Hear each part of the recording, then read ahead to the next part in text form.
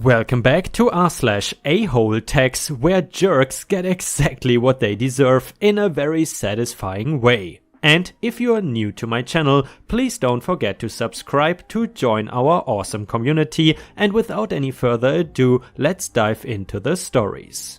And the first one is titled Man Destroys $15,000 Sea-Doo, which by the way I think is a jet ski. So, backstory, I have a cottage on a lake and work at the marina as a summer job. I've been around boats all my life and know a fair bit about watercraft. For those of you who don't know, a jet ski does not have a propeller, but rather a small turbine like a jet engine. This has some pros and cons, but the main problem with jets is that they don't like sucking up debris. So it's a general rule of thumb for the operator not to start the engine in shallow water, so not to suck sand into the engine.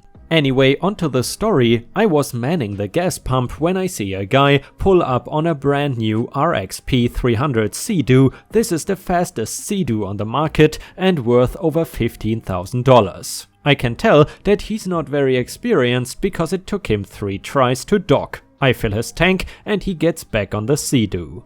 I see him insert the key and I warn him about starting the engine in shallow waters. Me, hey, you might want to pull your machine out a bit, you don't want to suck sand into your engine. He just looks at me really condescending, as if to say, what do you know, you're just a dumb kid. So he starts the engine and it protests loudly. He starts revving it and the grinding just increases in volume. I can see the water around him become murky as the engine kicks up ever more sand. The best way I can describe the sound is ice cubes in a blender. All the while he is smirking at me as if he is saying, yeah, suck it, my engine is fine. And just then it struck me that this was the type of guy who thought he was better than anyone else because he was rich. So he pulls away in his struggling Sea-Doo and I see that he has forgotten to pull in his rope and it is now trailing behind him. I ask him to come back around and I will toss it in as it passes. He does so but undershoots the dock. So in his stupidity he throws it in reverse and backs over his own rope. The rope gets sucked in the impeller and stalls his engine. When he gets to shore, the rope may as well have been a steel beam, it was so tight. He then asked if it would be fixed later today, to which my boss replied with a stern look saying, dude, nobody could fix that. Your turbine is totally shot and because of that stunt you pulled back there, your wear ring is probably spent from all the sand. You're gonna need to swap out the whole thing. The look of absolute defeat on his face was priceless. By the way, we had to swap out the entire turbine assembly, costing him a small fortune. Edit, some people are commenting that the cost of the repair is too high, but you have to understand that the guy was revving the thing really hard and that the sudden shock of the rope stopping the engine in a split second basically ruined the other half of the engine too. And guys, I gotta say, I've never been on a jet ski, although I always wanted to here in Thailand. But basically over here there is a well-known jet ski scam, and by the way, if you type into YouTube Thailand jet ski scam, there is a video with around 1 million views that will show you exactly what I'm talking about. But basically, these guys will rent you a jet ski and then in the end they will make you pay for every single little scratch that was already there before. Have you guys ever ridden a jet ski? Let us know in the comments. And the next one is titled Speed Up and Down My Street, Enjoy the AholeTax. Years ago, as a single mom, I lived in the country with my young son and various cats and dogs on a dirt road. Mine was the only permanent house in the immediate area, with the rest being mobile homes. A young family used to live in the trailer north of me, but after a divorce, it was only the father who had got mixed up with hard drugs. He had a group of friends/relatives that would come over every night to get high with him. They would tear ass up the street and tear ass back down when they left. At the time, I had a dog who would chase the cars/trucks, but only along my own property line. He never moved into the street or past my house. One of these junkies had an old truck. I had just paid for the road to be graded and a berm made to deflect the run of water into the ditch. The road was notorious for washing out at the end. This guy was so upset that there was a berm that he raced down the street and flew over the berm. It was not more than 12 inches high. When I woke up the next morning and looked outside, I saw a full transmission laying on the street in front of my house. I never saw that truck again. And guys, if you enjoy the r/AholeTax stories, please don't forget to like the video and post some star emojis in the comments if you want to support me. Thank you so much in advance. Your support means the world to me and it is very much appreciated. And the next one is titled Another Hillbilly Horror Story Enjoying the AholeTax. As I mentioned in a previous post, I used to live in a rural area of my state with a dirt road in front of my house which would continually wash away in heavy rains or snow melt. I hired a gentleman to grade the road and create a berm north of my house to redirect the water to the ditches on either side of the main road. The ditch on the opposite side of the road from my house was deeper than the shallow ditch in front of my house. Also, I mentioned before that a bunch of druggies lived and visited the trailer north of me, and they all drove pretty erratically past my house to their destination. I also mentioned that I had a dog, Rex, who would chase the cars but would do so along my ditch line.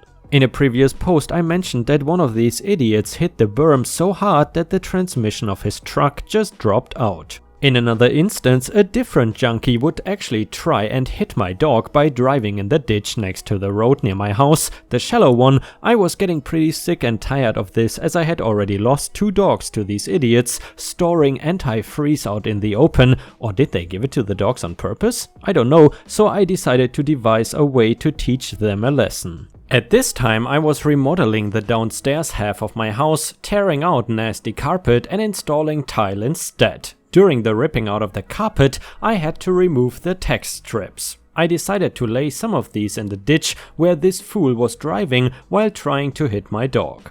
A few days later there's a knock on the door. Guess who? You guessed it. The road raging idiot who was trying to kill my dog. He said, "I just spent $500 on new tires. And now they are all flat because of the tax strips you put in the ditch. You need to pay me for a new set of tires."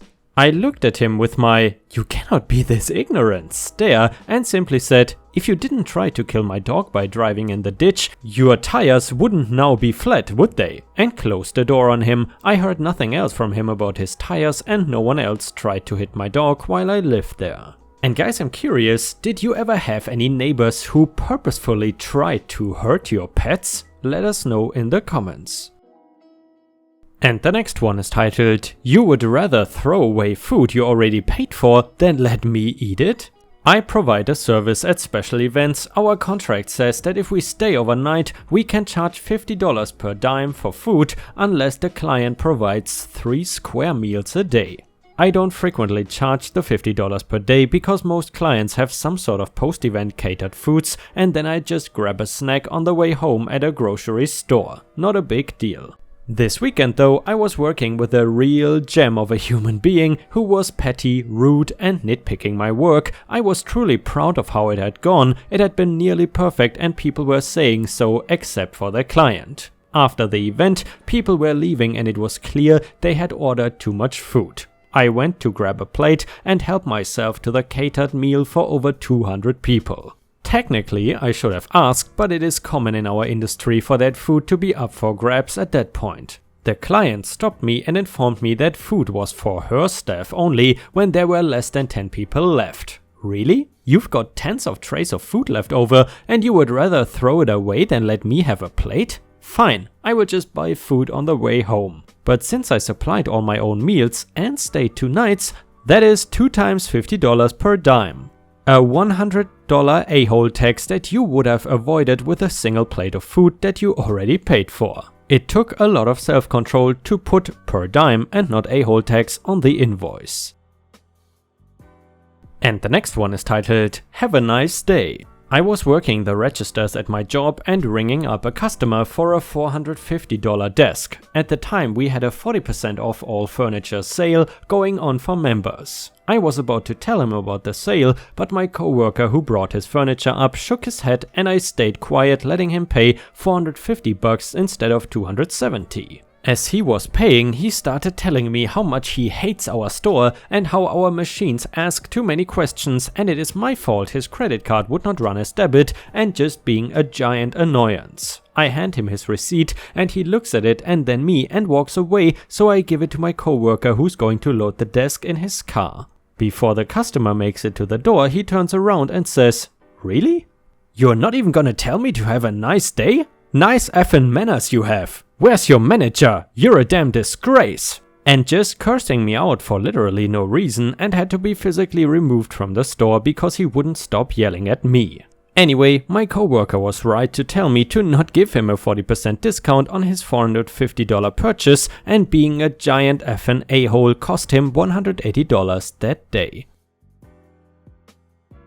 And the last two stories are not gonna be about AholeTax, but instead they are two bonus stories from our own subreddit r/ripe stories, and the first one was posted by user Captain Dropbear. It is titled, "Who Needs a Medium? My Dead Granddad Uses the Book of Faces Messenger Apparently." Well, Happy New Year and all that other stuff, fellow Ripe family. First, a little background. My granddad, who passed away back in July 2020, just contacted me from Valhalla via the Book of Faces Messenger. Ghost Pup. Hey Dropbear, how are you? Me, good, how are you? Ghost Pup. Good, thanks. In fact, really good. Did you hear about the money I received from the International Financial Corporation grant? Me, congratulations. How is it in Valhalla? Ghost Pup. It's perfect weather here. You should apply too, as they are granting a lot of money before the end of their fiscal year and coming up. Let me send you a link about it. Me, I will not be able to apply. Ghost Pup. It's easy. I will just send you the link and just fill in the forms. Me, how's the rest of the band? Are you having fun playing jazz together again? Ghost Pup. Yes, I'm having lots of fun playing with my friends, but you should apply. Let me send you the link. Me, that's great that you are able to play with the rest of your dead friends, Granddad. I never thought I would be able to speak with the dead and talk to you again. We all love and miss you. Mom has still not scattered your ashes, as we are waiting for the virus restrictions to lift so we can fly over and do it as family. Mom said to say she has your urn in the car and takes you for daily drives. She has just about finished cleaning your old house. Ghost Pup. That's great, but you should apply. Let me send you the link. Seriously annoyed now. Me, stop impersonating my dead grandfather.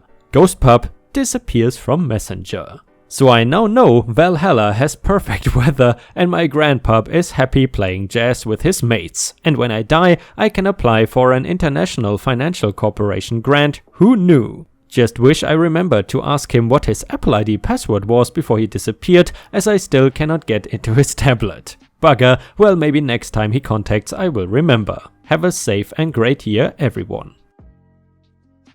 And the last one was posted by user Stacy Roses Me, and it is titled, "Little Boy Makes a Karen Cry." This was a strange but interesting thing I witnessed the other day when I was out shopping. I was at my local grocery store just picking up groceries when I came upon a Karen screaming at this mom who was with her child, a little boy that looked to be about 7 or 8. She kept screaming at the mom about how much of an idiot she was and how she will get her fired for being lazy on the job. This grocery store's uniform is brown khaki pants and a t-shirt that is normally black, green or brown with the store's logo on it and some kind of funny quote about the freshness of foods. This mom was wearing a blue dress, had her hair up in a messy bun, and she had her son with her and a shopping cart full of groceries. I had just stopped at the end of the aisle watching this crazy Karen screaming at the lady, not sure if I should get involved or not. While this woman was screaming at this mom, the little boy kept looking at his mom with no fear at all, and eventually he let go of his mom's hand and looked up at Karen and said, "Miss Mean Lady, stop yelling at my mommy. She told you she doesn't work here." Karen looked at the boy and said, "Stay out of this, kid," and went back to yelling at this boy's mother. Every time the mother tried to say something, this crazy Karen would yell louder, so I was begging to wonder where the store employees or the manager was. The boy stepped a tiny bit closer to this Karen and yelled, "Mommy doesn't work here. We are getting food. Do you need a hug? You're so mean, and I think you need a hug. Stop yelling at my mom." And Karen looked down at him. She just stood there for a few seconds when suddenly this little boy hugged her. It shocked me and the others that were witnessing this and his own mother. Then the little boy looked up at Karen and said, "Feel better?" And Karen just started crying. The mom finally got to speak up and said, "Ma'am, are you alright?" And she put her hand on Karen's shoulder. Karen just kept crying and knelt down to the boy's level and said, "Thank you," and then stood up and apologized to the boy's mother. I had moved closer by this time, and Karen then noticed everyone else looking at her and apologized again to all of us and told everyone that she had just lost her son in a car accident and shouldn't have taken it out on the first person she saw, and just started crying again. The mom hugged the Karen and said she was sorry for her loss and she understands very well how she feels. All this happened in a matter of just mere minutes, but it was so surreal and touching at the same time. A lot of people around Karen told her that they understood how she was feeling and would express their condolences to her. About this time was when an employee showed up and led Karen away to help her out. She kept apologizing over and over again as she was getting help by the employee. The mom then looked at her son and told him how proud she was with him and told him he can pick out any snack he wanted as a reward for his kindness. The rest of us continued on with our shopping. As I was leaving the store, I saw that mom and son again, and he was carrying a container of strawberries, which I'm guessing is the treat he wanted. I saw that Karen again too, being helped by the same employee in another aisle, and she seemed to have calmed down more. I went to the register, cashed out, and was thinking to myself that this was the strangest but most touching thing I have witnessed while shopping, and figured I would share it with all of you. All this happened during this pandemic, during a time when we are all wearing face masks and supposed to remain 6 feet apart, but it seems that people don't follow the 6 feet apart rule. I try to keep my distance because of my immune system, and I don't want to risk getting sick. I kept thinking to myself how that Karen just did not follow the 6 feet rule, but it seemed she needed that little wake-up call and that hug that little boy gave her. I hope she's doing okay wherever she is. And I gotta say, that was probably one of the most surprisingly semi-wholesome stories of I don't work here lady I have read in a long time. But yeah, maybe sometimes we forget with all of these stories about horrible Karens, especially in convenience stores or supermarkets, that these people are humans too. There's probably a reason for them acting the way they do. And guys, unfortunately, we have already reached the end of the video. I hope you enjoyed today's stories, and if you haven't already, please also go to patreon.com/ripeyoutube, where I upload exclusive Reddit videos starting at just $3 a month. This is a great way to support me in case you are interested, and the chance for me to become independent from YouTube revenue. Thank you so much for watching. Please don't forget to subscribe and like the video, and I hope to see you again tomorrow.